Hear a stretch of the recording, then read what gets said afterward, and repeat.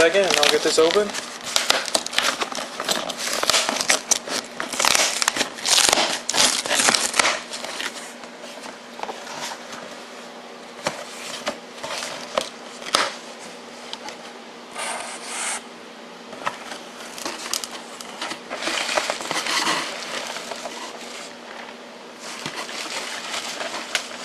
Okay, let's see, information. Alright, let me get that out of the way. And here he is. The SH Figuarts Perfect Sale Premium Color Edition. And as he comes with a little advertising card for other Big Bad Toy Store products. But anyways, upon first looking, this guy looks really gorgeous. That's what I can mainly say. Alright, in a few minutes I'll get him open and I can take a better look at him. Okay, so here he is out of the box now. The little clamshell comes with a figure and comes with some effect pieces. First off, I'm going to go ahead and get Cell out here and take a look at him.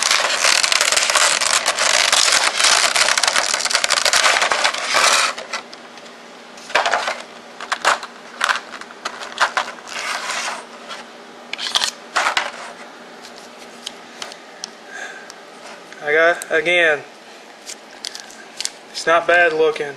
I really like the shade of green they gave him. Let me get these annoying little things off of here right quick. Okay, one, get off. One more. Okay, two more, excuse me. Okay, there we go.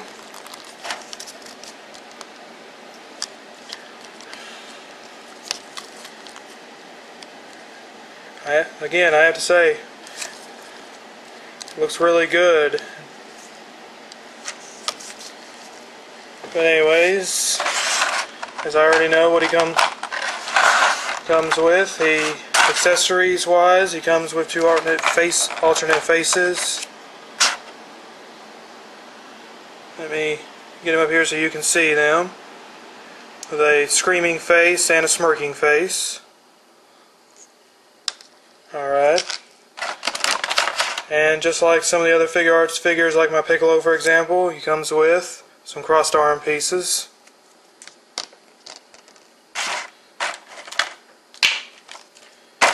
And he comes with 6 different hands.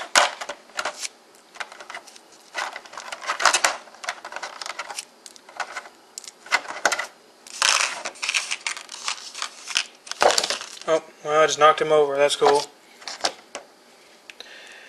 Yeah, he comes with 2 key blasting hands.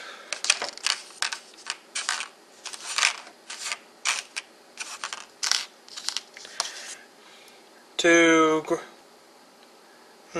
fighting style hands. I wouldn't know exactly what you would call them, but you can see them right there.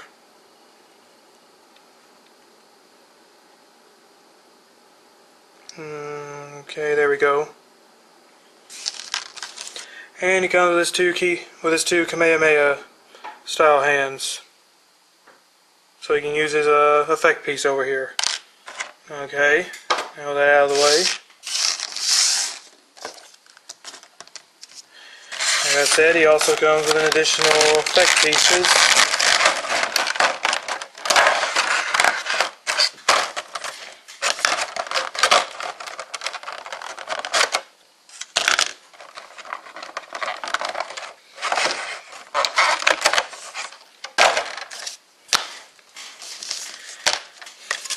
Yeah, he comes with a little bit of a disturbed ground where this Kamehameha blast is supposed to sit on top, and 2 little wave effects to show the Kamehameha being blasted off. Okay, let's see.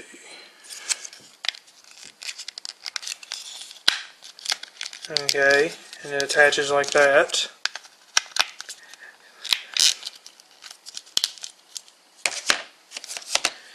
And it comes with a regular Tamashi style stand here, so you can plug it into the blast and then plug it into the base.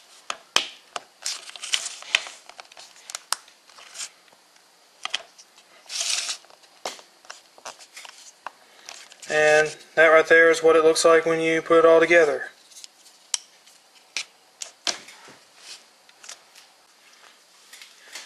Alright, and now we discussed that, on to the rest of what Cell's got right here.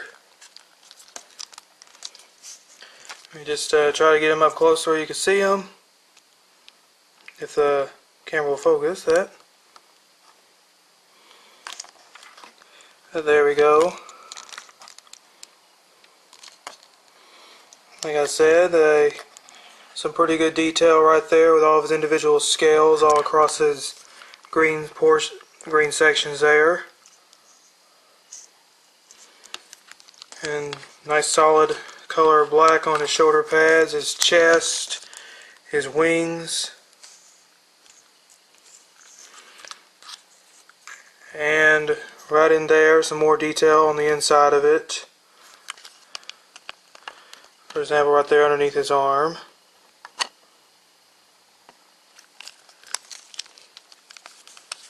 And of course also his backside as well has got some good detailing in there with his little stinger and codpiece, whatever.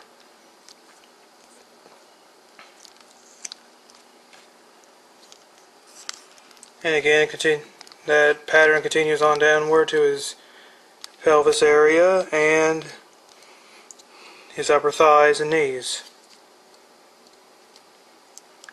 And for the feet, just some basic lines right there to give some wrinkles into it. Which I'm assuming, yeah, it's supposed to be a look of wrinkles.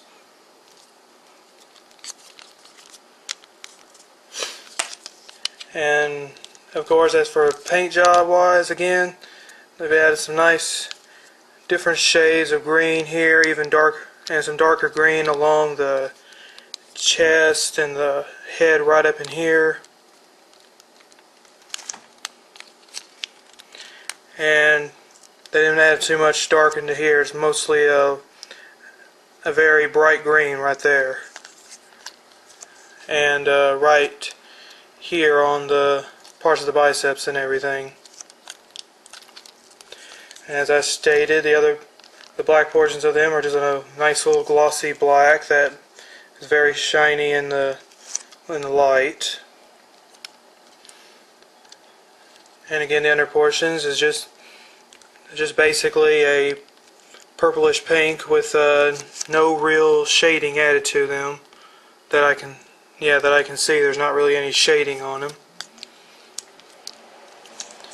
And while the face pretty much looks like what you'd expect on sale, it's just got some yellow right there, some purple under the eyes, and of course as well on the hands and the rest of the face, a very pale white with some gray mixed into it. But anyways, as for articulation, as I already know, as with most SH Figuarts Dragon Ball characters, he's got his head can look left and right. Let's see if I can get him to, there we go. He can go back about that far, forward about that far. And the neck has a little bit of articulation too, but yeah, I can see that because of the head it's a little bit hard to move it around, but yeah, you can kind of see a little bit into it, not much. Yeah, very little. And of course, the arms can swivel up. They can rotate around right here. The shoulder pads are on a separate hinge. That way, it allows you to have full freedom to bring the arm up about that high, and then bring that down to kind of keep it flush. And of course, the arms can go all the way around.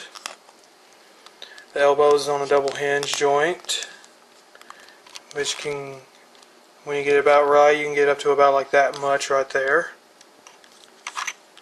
And the wrists are on a ball peg with a hinge so you can bring it in and out like that.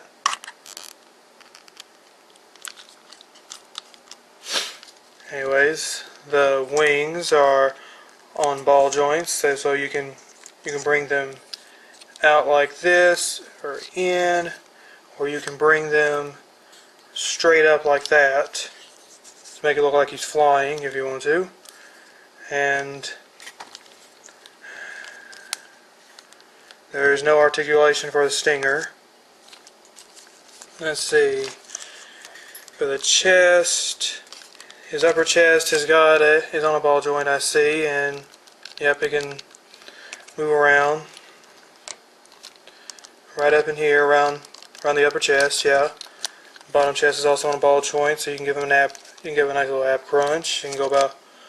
Let's see. You can go forward about that far. You can go back about that far, right there. Let's see. Yeah, there's even a. Let me see. I'm not sure if there might be a joint down here as well, but I'm not too sure.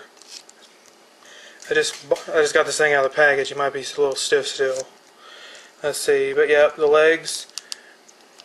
The legs are on a regular Figuarts style, like the traditional ones. So that way you can bring the legs out that far. But if you were to extend the legs down by, because it's got little hinges, little ball hinges right there. So that way you can allow you to just pull the legs down like that. And doing so, you can bring the legs out even further when doing that. And it allows the legs to go, let's see, it allows the leg to go about that far forward, that far back. The knees, just like the elbows, are on double hinge joints, so you can bring them in about that much. And again, same right there on the other side. The feet are on ball joints that can, let me do this one. You can go down about that far, up about that far, because this part of his upper leg is preventing a lot of motion right there. It does have a bit of a pivot, not too bad. You can go side to side right there. And the toes can go up about that far. So yeah, just like some of the other Dragon Ball Z Figuart figures I've seen and all, it's actually not too bad in the articulation department, which is something you would actually expect from these guys. And this is my first ever sell. I don't have the original version to show off, so you can see the differences. So what I think I'll just go ahead and do is I'll probably just stand them right there and place a picture of the original right here. So that way, yeah, you can see the difference. But anyways, again, as I mentioned on his accessories, to change his accessories, just like some of the other figures, for faces, you gotta pop his head off, which is, like I said, it's just a little ball peg right there with a hinge that allows you to, you know, if I can get it to focus, allows you to go down that far, and you can bring it back up like that and all. You know, yeah, and as I mentioned previously, yeah, the neck does have a little bit of articulation. But okay, back on to the faces. So yeah, you're supposed to pop the head off like that, then right here you gotta just pull the face down just like that. Then we'll grab a different face. I'm gonna grab this yelling face right here, and you just slide it in just like that. Then pop it back onto the head just like that. And for hands, it's the exact same way.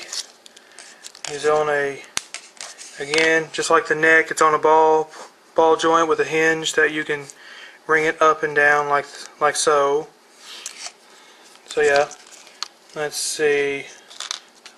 I'll grab his little fighting pose hand right here and stick it on, and just like the head, you just push it in till you hear a pop and it's on. And that's how it's done. That's how you add the accessories on his face and everything. The cross arm pieces, the way they go on is that you gotta be extremely careful doing this, because I will too. You're gonna disconnect the arm right here at this spot, which, okay, mine was rather loose. That was not difficult at all. I might have to look into that. But yeah, that's all you gotta do is you pop both arms off like that. Okay, that one wasn't so bad either. And then, taking the crossed arm bit, you're supposed to just stick one end onto the shoulder like so. Which, again, be very careful, because depending on how tight the holes in there are, how tight they are or whatever, it could be really, really hard to get these on. And then the next one, you just got to, yeah, you got to articulate down the shoulder bit here and line it up like so, and just try to get it in the best you can. Which, for me, really, usually I don't bother trying to get it in there too perfectly because of how difficult it is to do. Which, yeah, about like that. There we go. And there we go. That's how you attach the crossed arm piece on cell. So now, overall, what my thoughts on this is most definitely something that you should get. This is a good opportunity to get if you don't have a cell figure. Again, I got them on Big Bad Toy Store for like $65, and that's with shipping. And normally now, the original release of him, I believe he can come around about $200 to $250 on eBay. So at the current moment, if you want to sell, this is the one to get. He's really good. The detail is great. The paint job is great. The articulation is really good, and he comes with a very nice Kamehameha blasting effect that would not even look good with him, but heck, it could go well with any of the other characters like Goku, for example. So my recommendation is definitely pick him up if you want to sell.